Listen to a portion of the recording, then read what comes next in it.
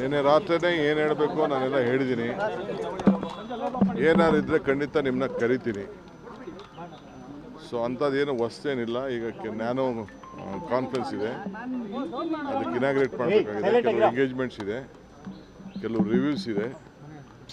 ಎಲ್ಲ ಮಂತ್ರಿಗಳಿಗೆ ನಾನು ಕೂಡಲೇ ನಾಳೆಯಿಂದನೇ ಎಲ್ಲ ಬರ ಪರಿಹಾರಕ್ಕೆ, ಬರ, ಅತಿವೃಷ್ಟಿ, ಅನಾವೃಷ್ಟಿ ಇವಕ್ಕೆಲ್ಲ ಭೇಟಿ ಮಾಡಬೇಕು ಅಂತ ಹೇಳಿದ್ದೀನಿ. ಟೈಮ್ ವೇಸ್ಟ್ ಮಾಡಿಬಿಡಿ ಅಂತ. ಸೊ ನಾಳೆಯಿಂದನೇ ಎಲ್ಲ ಜಿಲ್ಲೆಗಳಿಗೆ ಹೋಗಬೇಕು ಅಂತ, ಎಲ್ಲ ಆಫೀಸರ್ಸ್ಗೂ ಎಲ್ಲ ಸೈಟ್ ವಿಸಿಟ್ಗೆ ಏರ್ಪಾಡು ಮಾಡಬೇಕು ಅಂತ ಇನ್ಸ್ಟ್ರಕ್ಷನ್ ಕೊಟ್ಟಿದ್ದೀನಿ. ಸೊ ಆ ಕೆಲಸದಲ್ಲಿ ಎಲ್ಲರೂ ಕೂಡ ತೊಡಗ್ತಾರೆ, ಎಲ್ಲ ಜಿಲ್ಲೆಗೆ ಹೋಗಬೇಕು.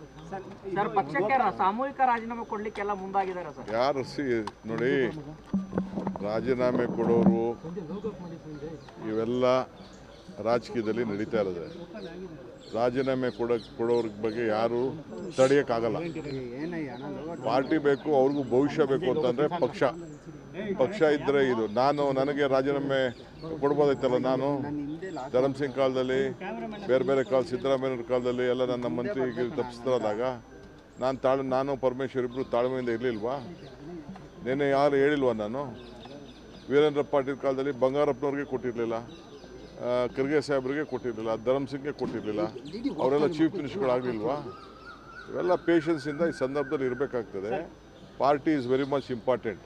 ಯಾರು ರೆಸಿಗ್ನೇಷನ್ ಕೊಟ್ಟರೆ within few minutes I am going to accept. ನಾನು ಈಗಾಗಲೇ ಎಲ್ಲ ನಮ್ಮ ಬೋರ್ಡು, ಕಾರ್ಪೊರೇಷನ್ನು ರಿವ್ಯಾಂಪ್ ಮಾಡ್ತಾಯಿದ್ದೀನಿ. ಎಲ್ಲ ಆಗಲೇ ಟೈಮ್ ಆಯಿತು.